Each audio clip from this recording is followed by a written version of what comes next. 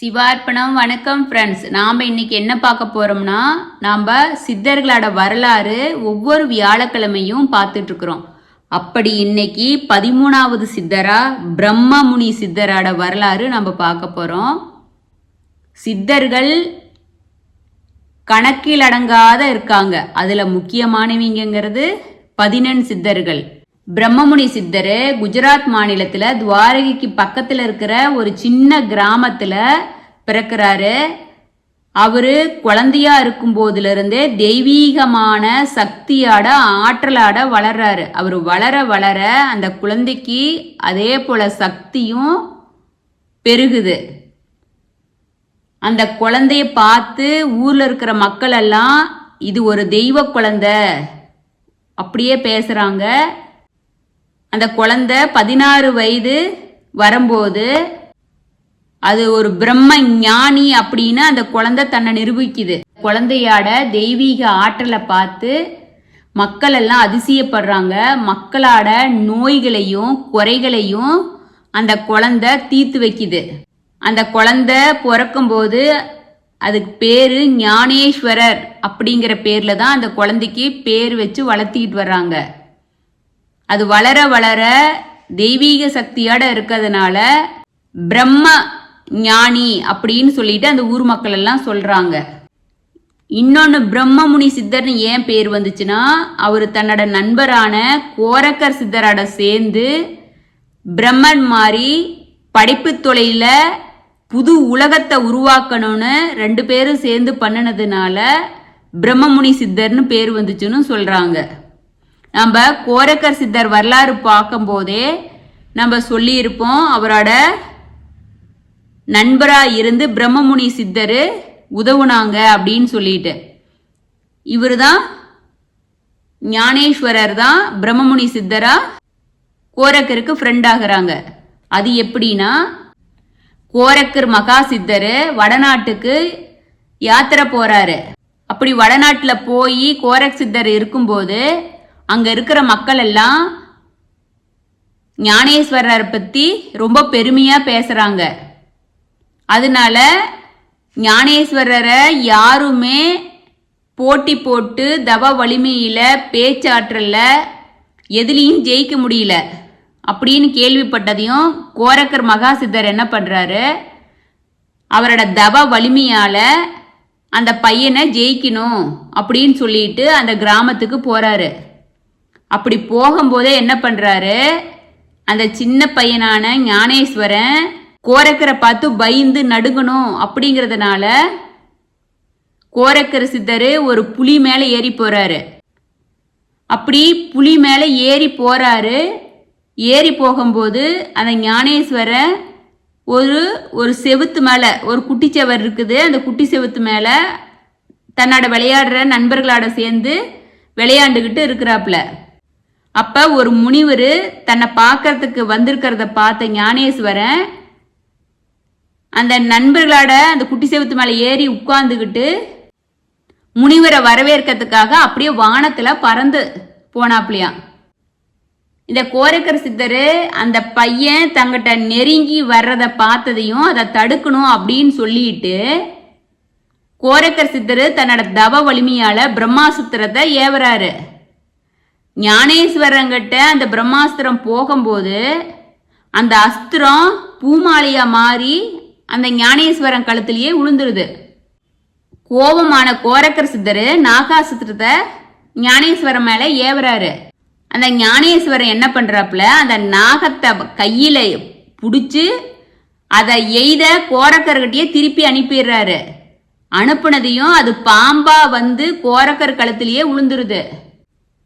கோரக்கர் சித்தர் அப்புறம் தான் நினைக்கிறாரு, உண்மையாலுமே ஞானேஸ்வரன் வந்து தெய்வீக தன்மை உள்ளவன் தான் அப்படின்னு அவர் நம்புறாரு. ஏன்னா தன்னோட தவ வலிமைய விட மிக உயர்ந்ததா அந்த ஞானேஸ்வரன் சக்தி இருக்குது அப்படின்னு உணர்ந்த கோரக்கருக்கு ஆணவம் குறைஞ்சிருது, அடங்கிருது.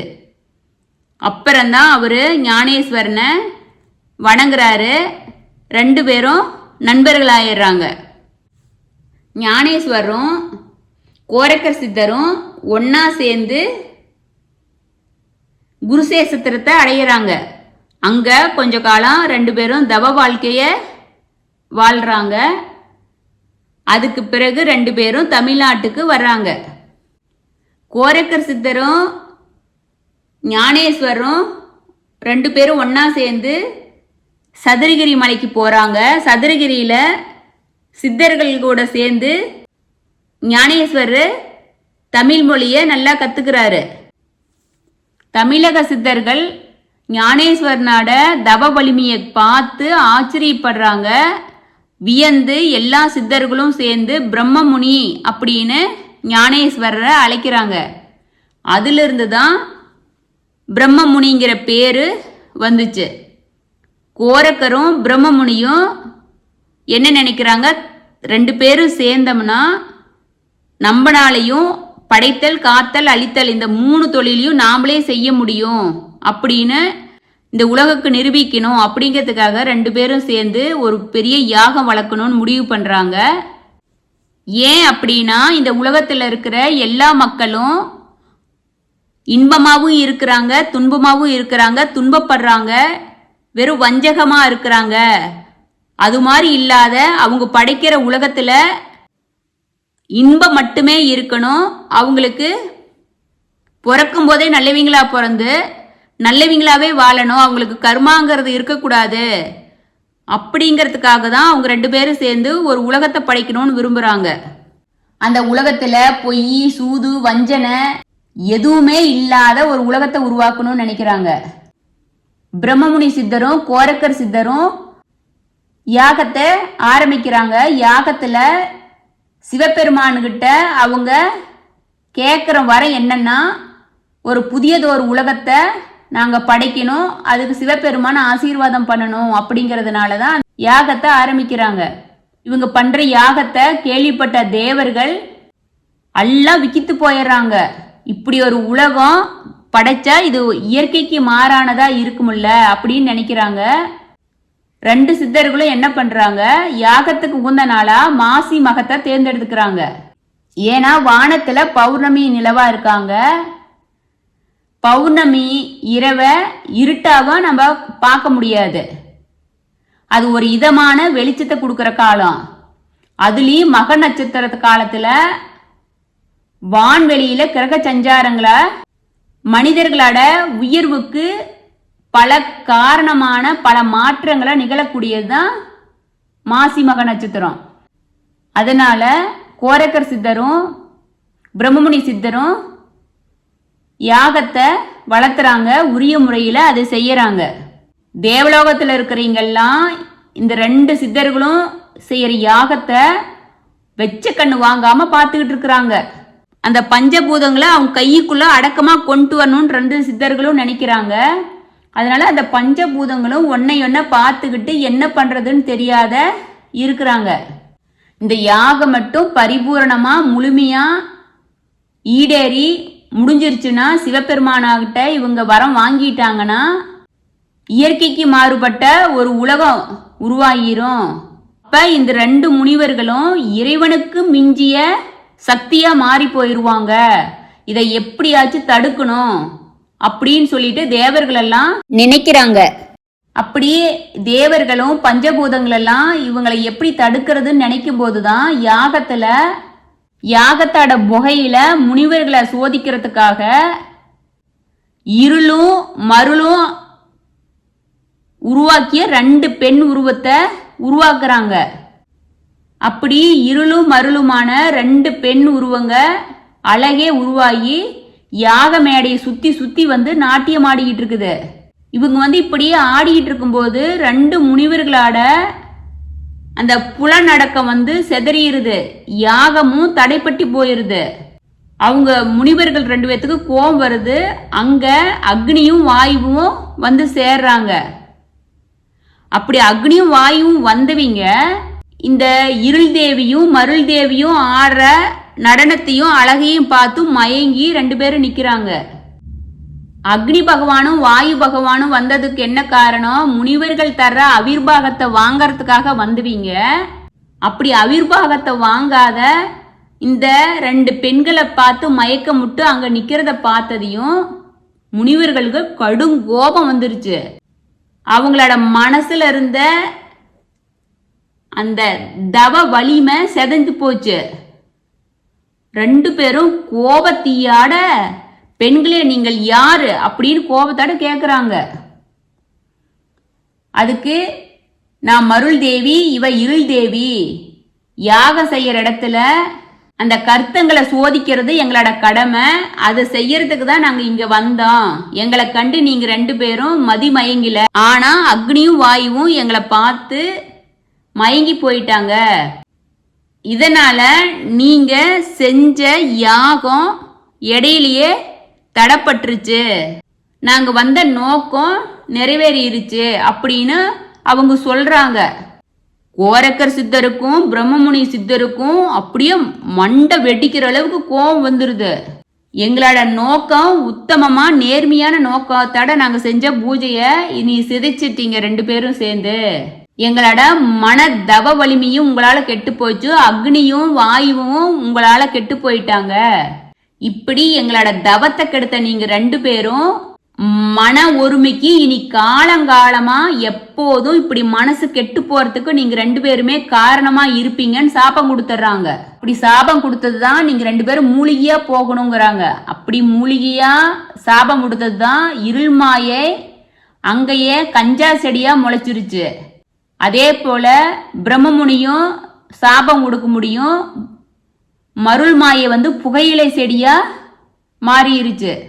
இவங்க 2 பேர்த்தையும் சாபம் விட்டதுனால இவங்களோட தவ வலிமை முழுசா வீணாயிருச்சு. ஆனாலும் அவங்க 2 பேரும் கரெக்டான நேரத்துல தொடங்கிய யாகம் முழு பலனையும் பெறலினாலும் அவங்களுக்கு வேற பலவிதமான சக்திகளை சிவபெருமான் கொடுக்கிறாரு. அதுபடி என்னன்னா 2 பேரும் ஆராய்ச்சி அகால மரணம் அடைஞ்சிட்டாங்கன்னா அவங்கள உயிர்ப்பிக்கிற சக்தி அவங்களுக்கு கிடைக்குது.